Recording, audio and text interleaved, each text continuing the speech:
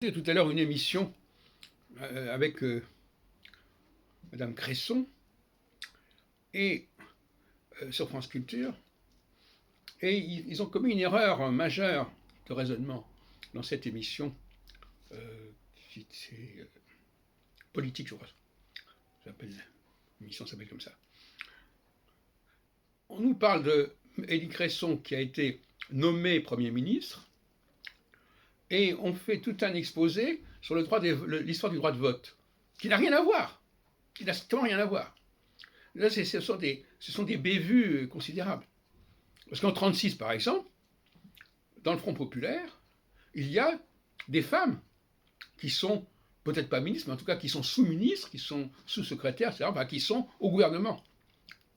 C'est ces femmes-là qu'il aurait fallu citer comme des précédents.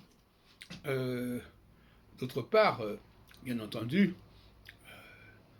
donc on parle du Premier ministre, et puis après on nous parle du droit de vote, et puis après on nous parle des ministres, on mélange tout. Ce sont des situations totalement différentes. Le droit de vote, c'est le droit de vote. Bon, il a été obtenu en 1944, mais déjà en 1936, il y avait des ministres féminins, des sous-ministres, enfin, ils étaient au gouvernement. Et puis, le Premier ministre, effectivement, c'est un autre sujet encore. Une femme peut être acceptée comme ministre. Il y en a eu beaucoup. Simone Veil a été ministre aussi, bien avant Elie Cresson. Mais c'est le statut même de Premier ministre qui se pose. Et ça n'a pas été abordé non plus correctement.